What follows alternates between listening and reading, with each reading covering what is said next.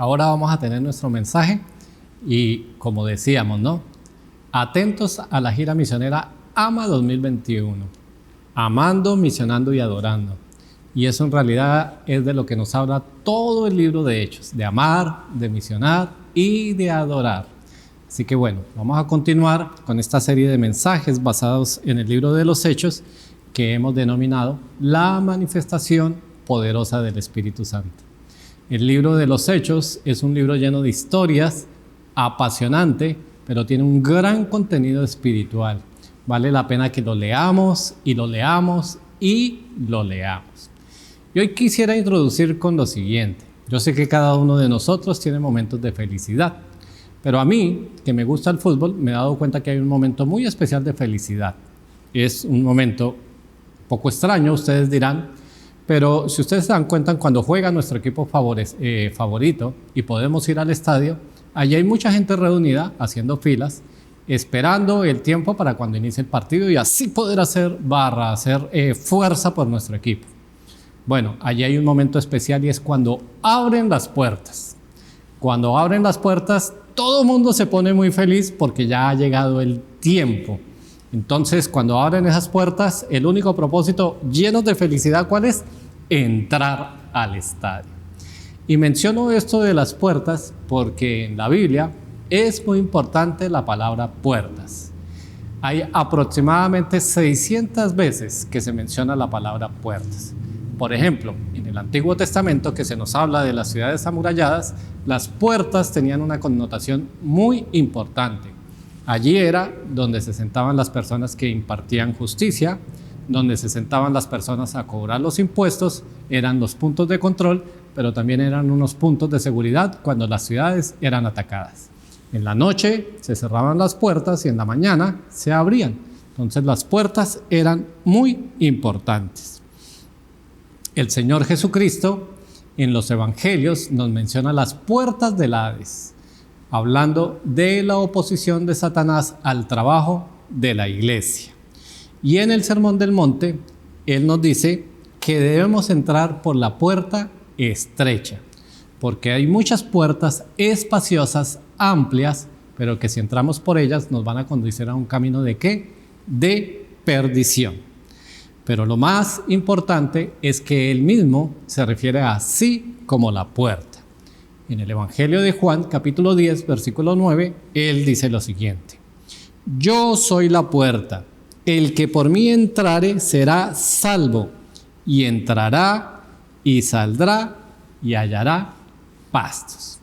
La palabra puerta relacionada con el Señor Jesús pues es muy importante, y entrar por esa puerta debe ser y es motivo de alegría muy, muy grande para cada persona que acepta a Jesús como Salvador. Entonces, hemos visto en el mensaje pasado, nos dimos cuenta que Dios está abriendo permanentemente puertas para el Evangelio. Cierra algunas, abre otras. Vimos el ejemplo de cómo el apóstol Pablo quiso ir a Asia a llevar el Evangelio, pero el Señor, Dios Todopoderoso, le dijo en 2 oportunidades no. Así que le dio una revelación en un sueño para que fuera a Macedonia y por primera vez el Evangelio fue llevado a Europa. Así que vemos que a veces el Señor nos dice no llevar el Evangelio a determinada persona en determinado momento, en determinado lugar, porque tiene abiertas puertas para otro sitio y para otras personas en especial. Lo que es cierto es que Él siempre tiene puertas abiertas. El principio que tenemos para hoy es el siguiente. Si Dios nos ha dado un espíritu de valor y de dominio propio, entonces podemos avanzar confiadamente en la misión. Ya hemos sido empoderados, el Señor Jesús nos está respaldando, sabemos que la victoria está asegurada, pero necesitamos recorrer el camino. El título para el mensaje de hoy, pues quise darle un título muy sencillo, muy diciente, muy claro. Si Dios abre puertas, debemos entrar. Así de sencillo, es como una conclusión, una afirmación. Si Dios abre puertas, entonces debemos entrar. Hoy estaremos entonces en el capítulo 17 del libro de los Hechos, del versículo 1 al 15. Pero vamos a hacer una corta oración antes de entrar al mensaje y entregar este tiempo en las manos de Dios. Padre, alabado sea tu nombre, Señor. Sabemos que tú tienes este mensaje hoy para nosotros. Te pedimos poder estar concentrados, que podamos entender una verdad espiritual que nos ayude a crecer en nuestra vida, Señor. Gracias, Señor Jesús. En el nombre de Jesús, amén. Ahora, si Dios abre puertas y nosotros debemos entrar, entonces una pregunta sería, ¿pero cómo debemos entrar? ¿Cómo es que debemos entrar? Entonces, lo primero que podemos aprender es movilizándonos. Necesitamos movilizarnos. Vamos a leer entonces el versículo 1 y 10. Aquí quiero hacer un paréntesis o una pequeña introducción también. Este pasaje corresponde a dos circunstancias o dos hechos que nos cuenta Lucas que sucedieron en dos ciudades diferentes, en Tesalónica y en Berea. Pero nos vamos a dar cuenta que estos relatos marcan los mismos principios de evangelismo, de las diferentes cosas que vamos a estar estudiando hoy. Entonces vamos a ir al versículo 1 y también vamos a estar leyendo el versículo 10. Dice así: pasando por Anfípolis y Apolonia, llegaron a Tesalónica, donde había una sinagoga de los judíos. Inmediatamente los hermanos enviaron de noche a Pablo y a Silas hasta Berea, y ellos, habiendo llegado, entraron en la sinagoga de los judíos. Nosotros pues somos llamados a seguir el ejemplo de Jesús. Si nosotros leemos los evangelios donde está la narración del ministerio terrenal de Jesús, nos damos cuenta que el Señor Jesús no estuvo quieto. Él se movilizó por diferentes áreas. Entonces, ¿qué es lo que debe impulsarnos a movernos? ¿Qué fue lo que impulsó al Señor Jesús a moverse? Bueno, lo primero es hacer la voluntad del Padre, hacer la voluntad de Dios. Vamos a ir al Evangelio según San Juan, capítulo 6, y vamos a leer del 38 al 40. Dice así: porque he descendido del cielo no para hacer mi voluntad, sino la voluntad del que me envió. Y esta es la voluntad del Padre, el que me envió, que de todo lo que me diere no pierda yo nada, sino que lo resucite en el día postrero. Y esta es la voluntad del que me ha enviado, que todo aquel que ve al Hijo y cree en Él tenga vida eterna, y yo le resucitaré en el día postrero. El propio Jesús se sujetó a la voluntad de Dios. El mensaje que él llevaba era de salvación. El que en él creyere será salvo y tendrá vida eterna. Él se presentó como el Mesías, como el Salvador, y se presentó como yo soy la puerta. Los 7 yo soy del cual habló. Nosotros, como hijos de Dios, entonces tenemos el mismo llamado de Jesús. Él mismo nos dijo: id y haced discípulos a todas las naciones. Y de eso es lo que se trata. Esto lo podemos resumir porque el mensaje que nosotros llevamos es ¿para qué? Es lo que nos dice Juan 3:16. Para que todo aquel que en él cree no se pierda, mas tenga vida eterna. Entonces necesitamos movilizarnos y la motivación primera es hacer la voluntad de Dios. Lo otro para movilizarnos entonces es ser intencionales. Pablo y su equipo misionero iban directamente a las sinagogas. Pablo tenía un serio interés porque su pueblo, los judíos, los de su carne, como dice él, los parientes en mi carne, conocieran el evangelio verdadero de Jesús, que pudieran escuchar y creer. Vamos a ir a Romanos 9, del 1 al 5.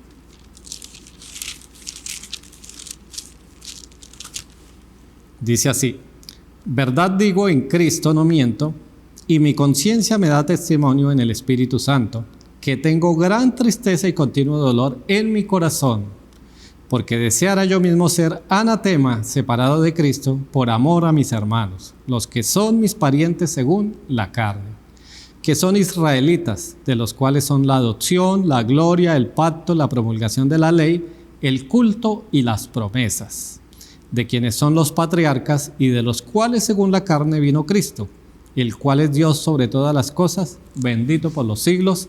Amén.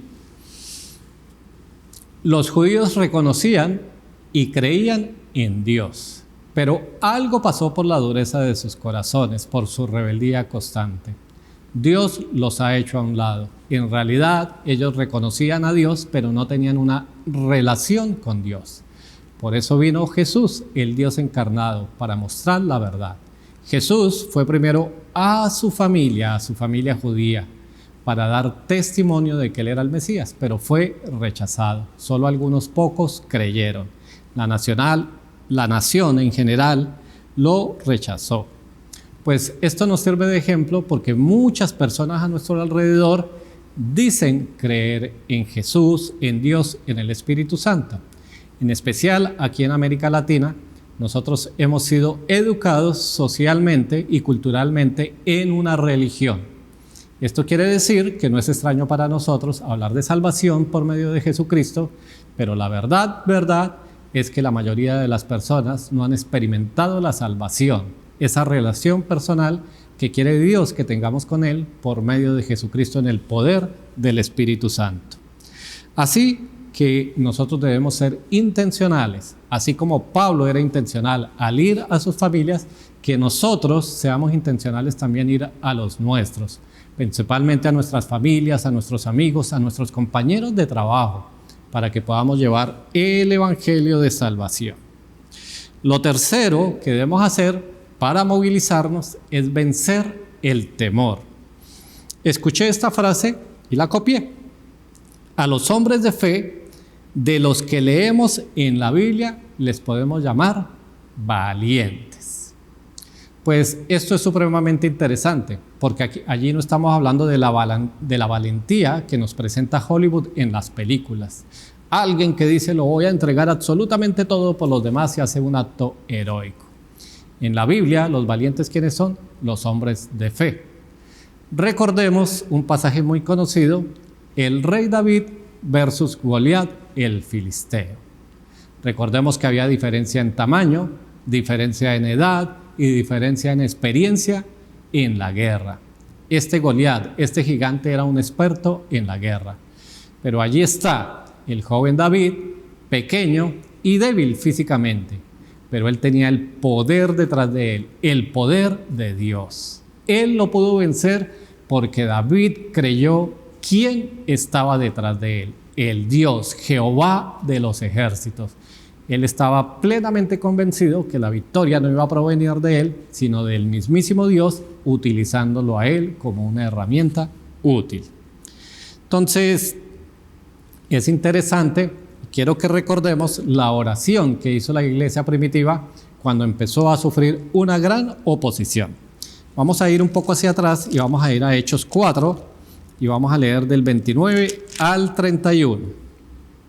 Dice: y ahora, Señor, mira sus amenazas y concede a tus siervos que con todo denuedo hablen tu palabra, mientras extiendes tu mano para que se hagan sanidades y señales y prodigios mediante el nombre de tu santo Hijo Jesús. Cuando hubieron orado, el lugar en que estaban congregados tembló y todos fueron llenos del Espíritu Santo y hablaban con denuedo la palabra de Dios. Bueno, la palabra denuedo en la Biblia tiene dos connotaciones. Primero es dar un mensaje claro y lo otro es despojarnos de todo temor y ser valientes. Pero como les decía, esa valentía ¿de dónde proviene? Del Espíritu Santo.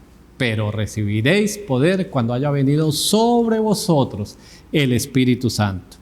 Así que el propósito de la oración ese día de la iglesia primitiva, ¿cuál fue? Predicar con denuedo la palabra de Dios en medio de las amenazas. Ahora, puede que nosotros no estemos amenazados de muerte por la gracia de Dios, eso es una bendición. Pero muchos de nosotros nos colocamos o nos autoimponemos nuestros propios temores. Es que no estamos preparados, es que no soy muy elocuente cuando hablo, es que no tengo las palabras, es que este hombre es de corazón muy duro, es que este familiar yo lo conozco y él no va a recibir el evangelio con amor. Bueno, nosotros mismos, pero recordemos que la obra es de Dios. Oremos para que el Señor nos dé ese denuedo y entendamos que no se trata de nosotros o el miedo al rechazo. Se trata del evangelio y no va a ser responsabilidad nuestra. Nosotros vamos a llevar el mensaje claramente y ellos decidirán por su futuro eterno. Nosotros ya fuimos investidos con ese poder. Entonces, nos enseña hasta aquí que si Dios abre puertas, entonces nosotros debemos movilizarnos. Pero también nos enseña este pasaje que debemos estar predicando el evangelio verdadero. Y con esto no quiero decir que haya un evangelio falso. Vamos a leer entonces en Hechos capítulo 17, versículos 2 y 3 y el 11.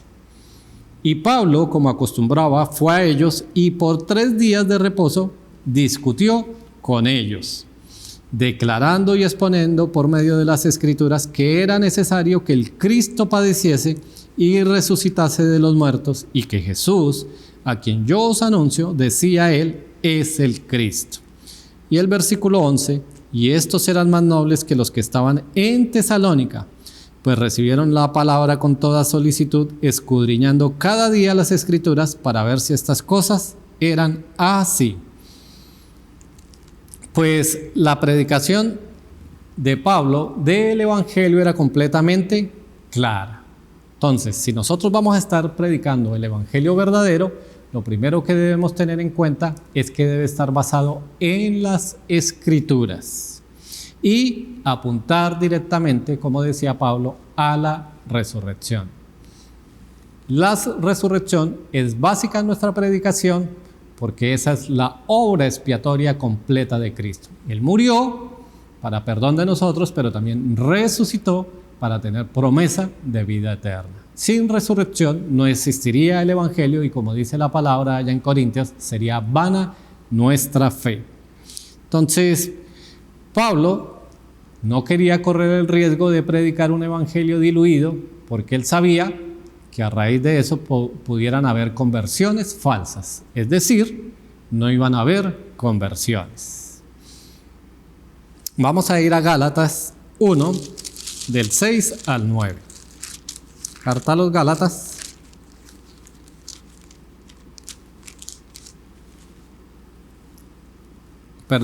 Gálatas 1, del 6 al 9. Dice así: estoy maravillado de que tan pronto os hayáis alejado del que os llamó por la gracia de Cristo para seguir un evangelio diferente. No que haya otros, sino que hay algunos que os perturban y quieren pervertir el evangelio de Cristo. Mas si aún nosotros o un ángel del cielo os anunciare otro evangelio diferente del que os hemos anunciado, sea anatema. Como antes hemos dicho, también ahora lo repito, si alguno os predica diferente evangelio del que habéis recibido, sea anatema.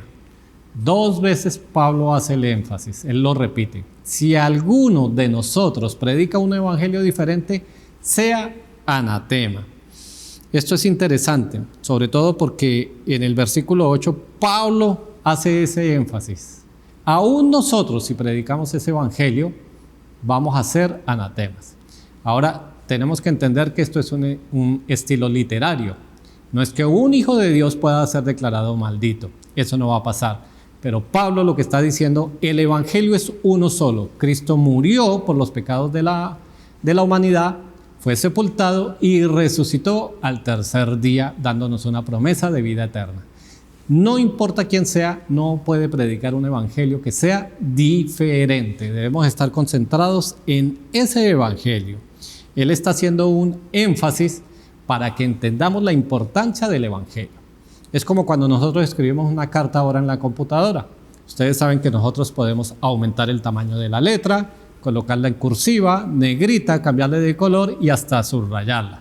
Cuando leemos en un libro o en una carta algo así, sabemos que eso es muy importante.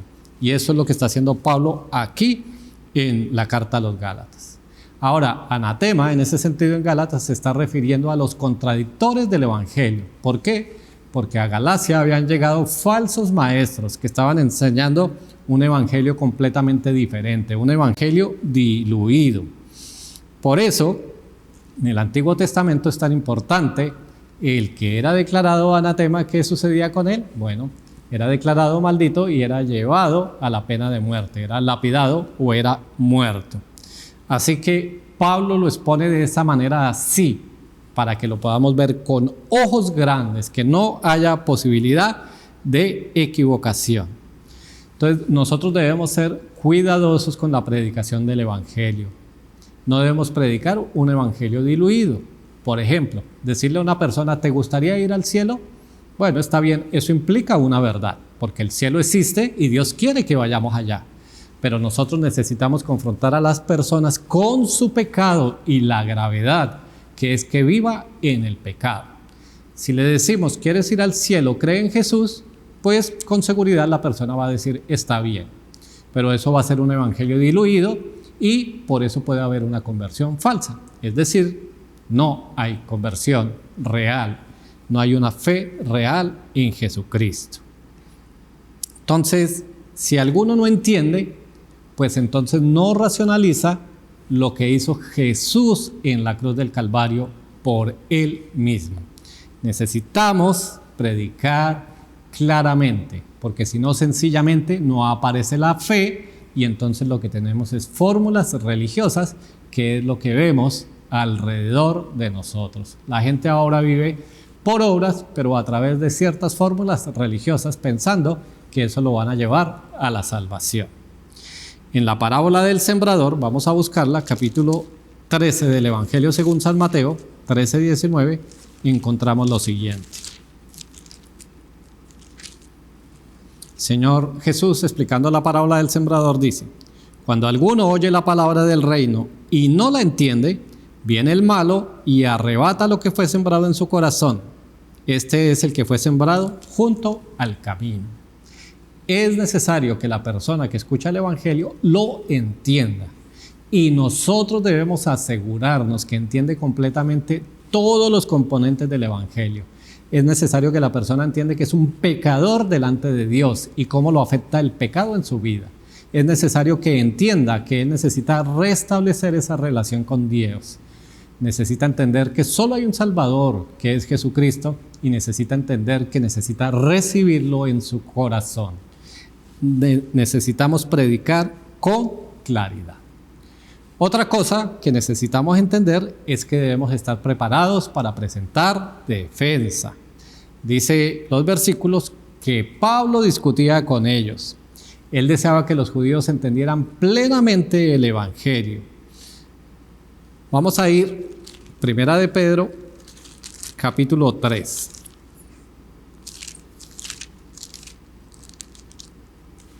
Versículos 14 y 15. Dice: mas también, si alguna cosa padecéis por causa de la justicia, bienaventurados sois.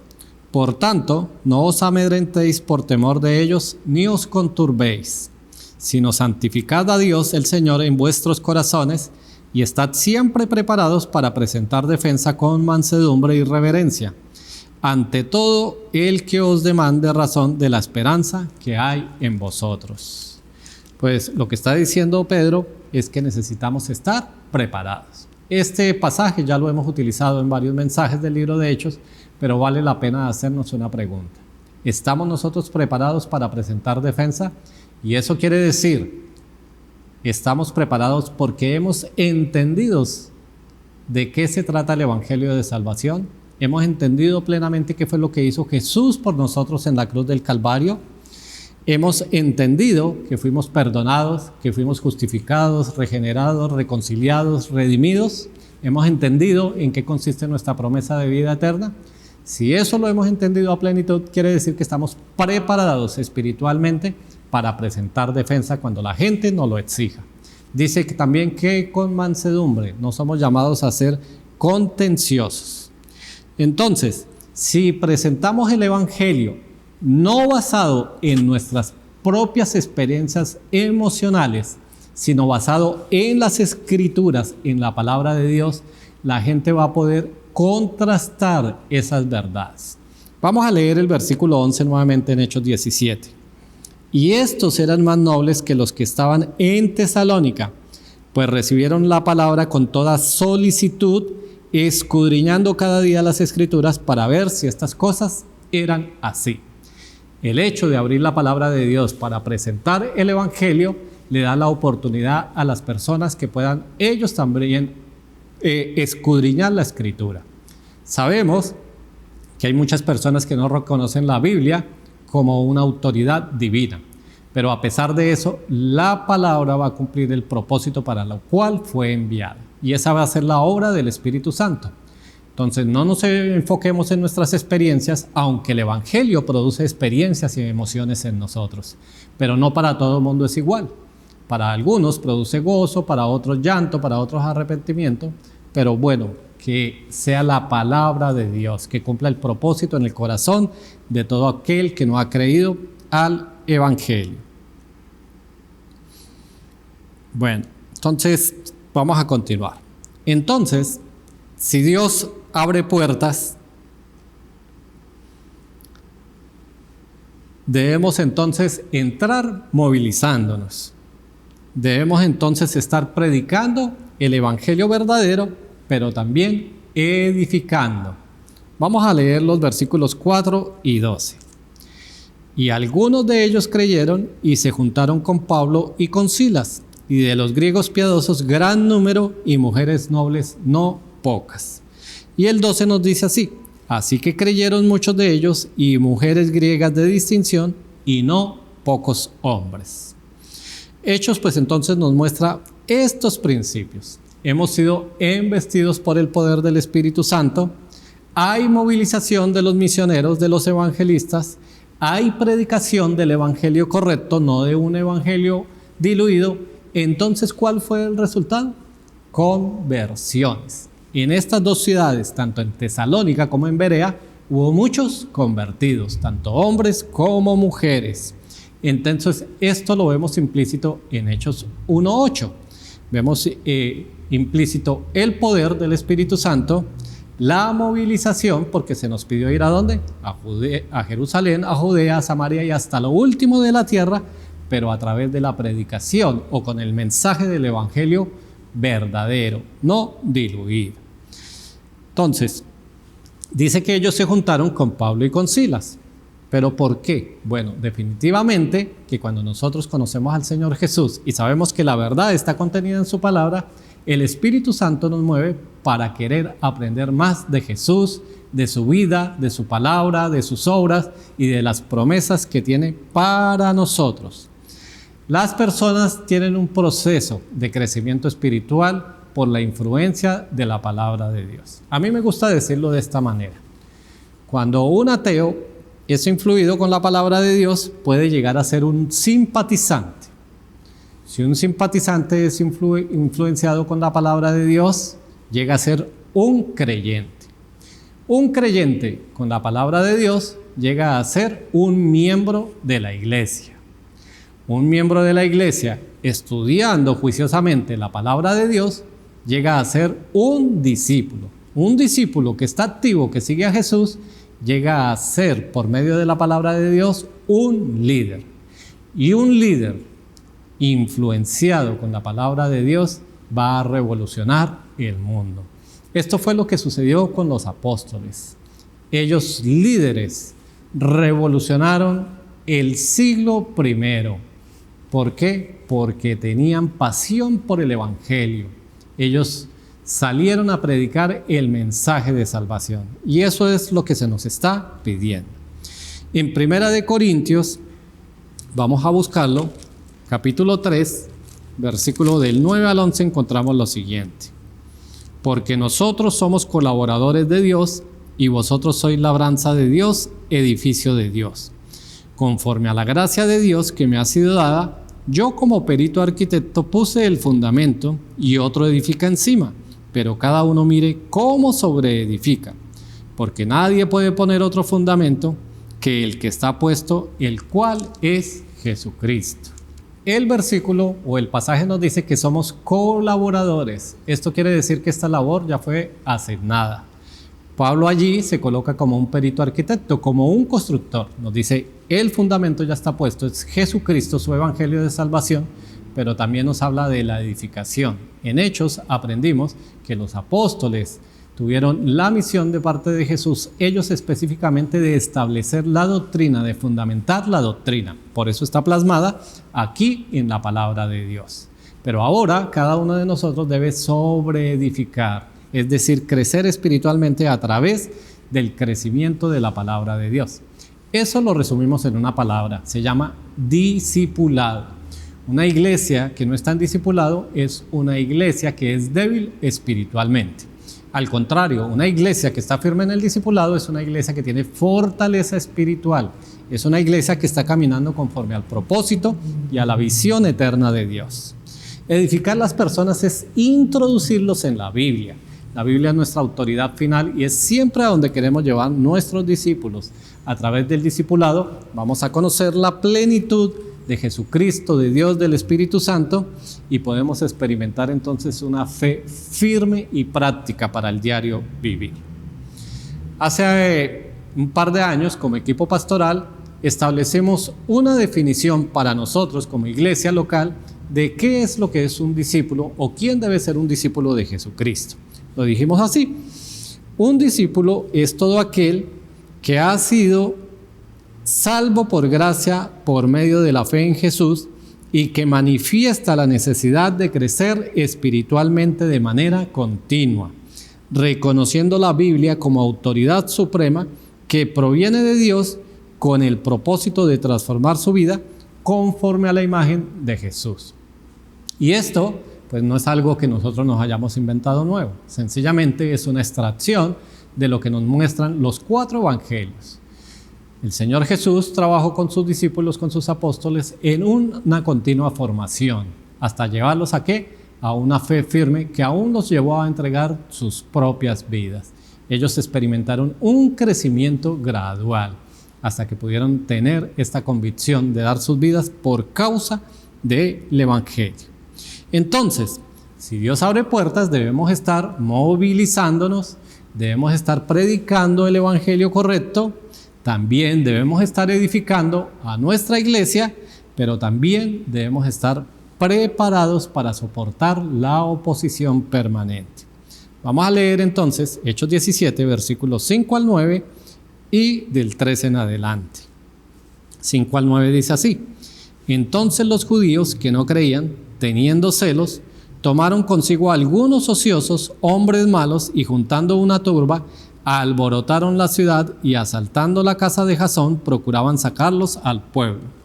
Pero no hallándolos trajeron a Jasón y a algunos hermanos ante las autoridades de la ciudad gritando: Estos que trastornan el mundo entero también han venido acá, a los cuales Jasón ha recibido, y todos estos contravienen los decretos de César diciendo que hay otro rey, Jesús.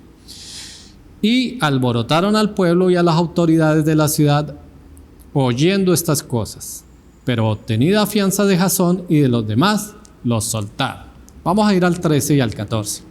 Cuando los judíos de Tesalónica supieron que también en Berea era anunciada la palabra de Dios por Pablo, fueron allá y también alborotaron a las multitudes.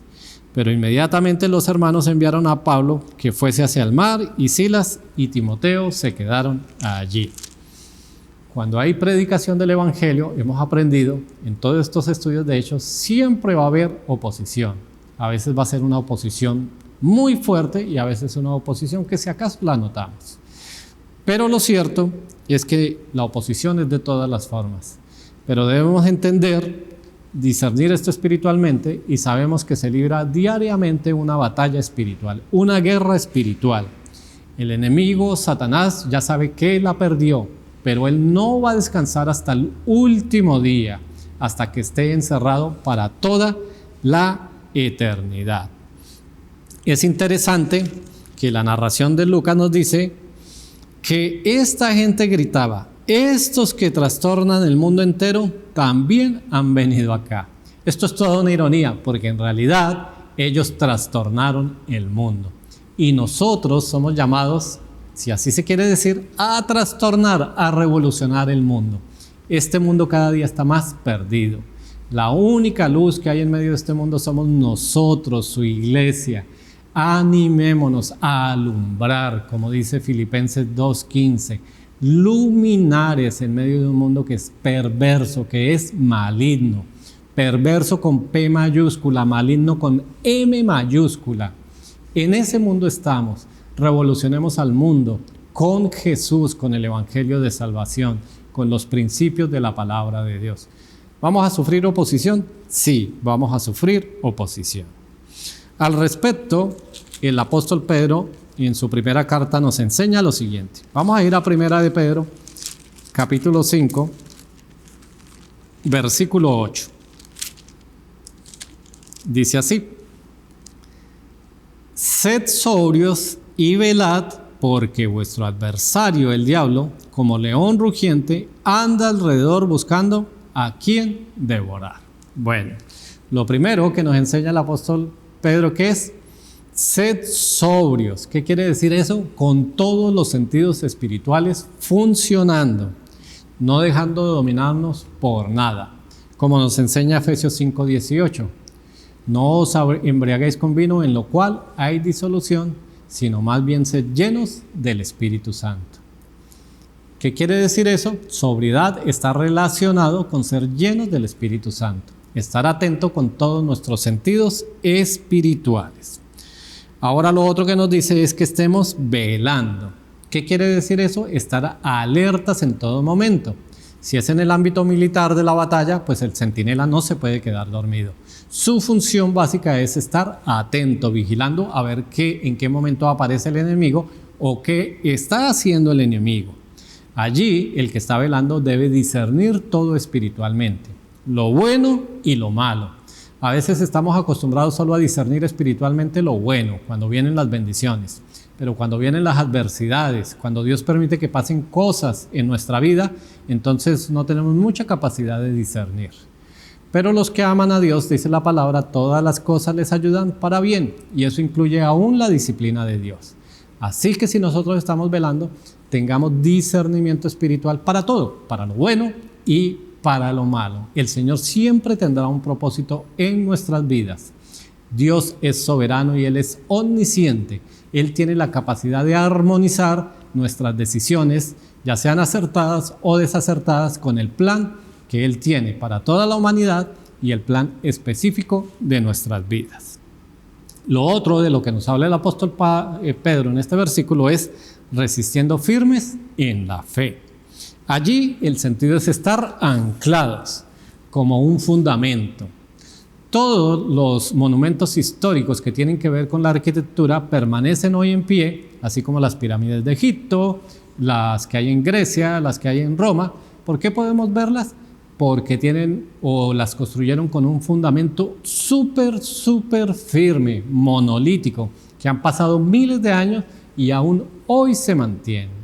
Así es el Evangelio de Salvación. Ese es nuestro fundamento.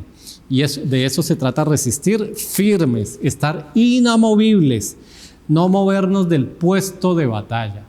Si nosotros estamos en la guerra y nos movemos del puesto de batalla, con seguridad el enemigo va a ganar campo. Vamos a ir a un pasaje muy conocido, Efesios 6, hablando Pablo de la armadura de Dios, y vamos a leer los versículos 10 y 11. Efesios 6, 10 y 11. Por lo demás, hermanos míos, fortaleceos en el Señor y en el poder de su fuerza. Vestíos de toda la armadura de Dios para que podáis estar firmes contra las acechanzas del diablo. Allí nos dice que seamos fuertes, ¿pero dónde? En el poder de su fuerza. No se trata de la de nosotros. Podemos ser fuertes, la iglesia es fuerte, pero no debemos confiarnos que es nuestra propia fuerza. Nosotros somos débiles y debemos colocar nuestra debilidad delante de la cruz del Calvario, delante del mismo Señor Jesús, porque Él nos conoce. Solo por medio del Espíritu Santo es que podemos ser fortalecidos espiritualmente. Solo por medio del Espíritu Santo vamos a vencer el temor de ser valientes espiritualmente para poder abrir nuestras bocas para llevarle a aquellos que necesitan el Evangelio de salvación. Se trata del poder de Dios y de la obra que Él hace por medio de nosotros. La oposición, mis amados hermanos, se va a manifestar de muchísimas maneras, pero el poder de Dios es ilimitado. Ahora, ¿sufriremos por causa de la oposición? Sí, amado hermano, tú y yo vamos a sufrir por causa de la oposición, pero para eso estamos llamados, para soportarla en el poder de la fuerza de Jesucristo. Entonces, haciendo un pequeño resumen, Dios tiene y está abriendo puertas permanentemente para el Evangelio.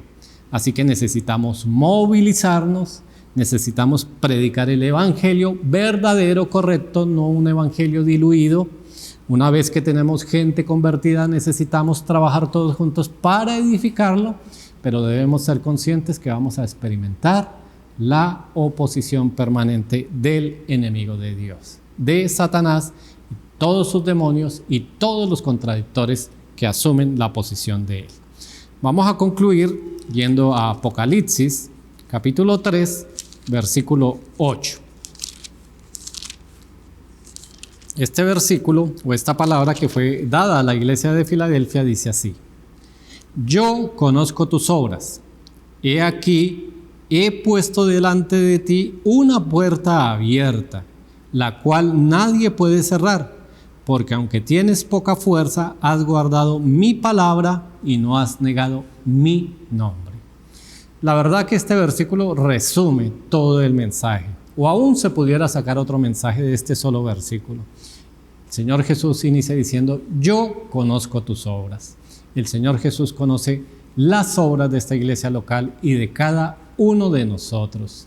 Nosotros estamos delante de Él, somos inexcusables. Pero ¿qué dice? He puesto delante de ti una puerta abierta. Amados hermanos, el Señor Jesús ha colocado puertas abiertas delante de cada uno de nosotros. Con seguridad ha cerrado otras, pero tengamos discernimiento espiritual para que podamos entender cuáles puertas fue que abrió, a cuáles personas es que nos está dirigiendo y dejemos el temor a un lado. Dice que esa puerta nadie la va a cerrar, porque aunque tenemos poca fuerza, dice él, hemos guardado la palabra de Dios. ¿Por qué el Señor abre puertas para nosotros, para el Evangelio? Porque guardamos su palabra. Esta palabra que nosotros tenemos aquí es la autoridad final que nos ha dado. Todo asunto debe ser llevado a la palabra de Dios. El Señor quiere, desea y nos ha dado el mandato de que llevemos el Evangelio. Conoce nuestra debilidad, Él ha abierto puertas, nos ha empoderado y está esperando entonces que cumplamos nuestro propósito. Vamos a orar entonces, amados hermanos. Padre, en esta mañana te alabamos, te bendecimos. A ti sea la gloria, la honra y el honor. Gracias, Padre, por este mensaje. Gracias por este libro de Hechos, por Lucas, su escritor. Gracias por Pablo, por su equipo misionero, por todo este relato que quedó aquí, Señor, para que nosotros podamos entender tus principios. Padre, sabemos que tú estás abriendo puertas para nosotros. Ayúdanos a movilizarnos, Señor. Ayúdanos a discernir espiritualmente, que podamos abrir los ojos espirituales para poder ver esas puertas abiertas. Ayúdanos a ser certeros, Señor, con la predicación de tu Evangelio. Líbranos de predicar un Evangelio diluido, que podamos llevar el mensaje de salvación, que el hombre es pecador, que está apartado de Dios y que necesita un Salvador y que el único y suficiente Salvador es Jesucristo. Padre, sabemos que tú vas a traer fruto a nuestra iglesia. Ayúdanos, Señor, a poder edificar a cada uno de los creyentes, a todas esas ovejas que tú nos das bajo nuestra responsabilidad, que podamos acompañarlos, que podamos enseñarles la palabra de Dios, todos los principios allí contenidos, que puedan crecer en el conocimiento de tu Hijo Jesucristo. Y Padre, por supuesto, ayúdanos en nuestra debilidad para soportar la oposición que se levanta contra cada uno de nosotros, que se levanta contra tu iglesia. Sabemos que la batalla ya está ganada en el nombre de tu Hijo Jesucristo, pero nosotros, tus hijos, tus guerreros, tus colaboradores, Señor, debemos salir a la batalla diaria. Señor, danos denuedo para predicar tu mensaje. Bendice a cada uno de mis hermanos, Señor, a cada uno de los invitados que ha escuchado este mensaje, Señor, que podamos interiorizar este mensaje, discernirlo espiritualmente en el nombre de tu Hijo Jesucristo. Amén y amén. Y para ti, si nos has acompañado hoy como invitado y no habías escuchado este mensaje, déjame decirte que tú eres un pecador y que tu pecado te separa de tener una relación con Dios. Ese pecado es un abismo, pero el Señor, Padre todo celestial, te ama con un amor único. Él envió a su Hijo Jesucristo a morir en la cruz del Calvario. Él te invita para que aceptes a su Hijo Jesucristo como el Señor y Salvador de tu vida. Yo te invito para que hagas una oración corta conmigo. Si lo que yo te he dicho expresa lo que tú estás pensando, es lo que sientes en tu corazón, si has asumido esta verdad para tu vida, pues esta oración sencillamente manifiesta esa verdad. Vamos a orar. Señor Jesús, hoy me coloco delante tuyo para confesar que soy pecador delante de Dios, que no he llevado mi vida conforme a la voluntad de Dios. Entiendo que soy pecador y que he estado apartado de ti. Entiendo también que tú moriste en la cruz del Calvario para pagar por mi pecado. Hoy te invito para que entres a mi vida. Te acepto como mi Señor y mi Salvador y acepto también la promesa de vida eterna que tú tienes para mí y aquella promesa de cuidarme y de guardarme siempre. Gracias, Señor Jesús. Amén y amén. Si tú has hecho esta corta oración, como te decía, manifestando el deseo de tu corazón, pues déjame decirte que ahora tú eres un hijo de Dios. Te doy una especial bendición. Y para todos mis hermanos, un gran abrazo y 1000 bendiciones. Nos vemos.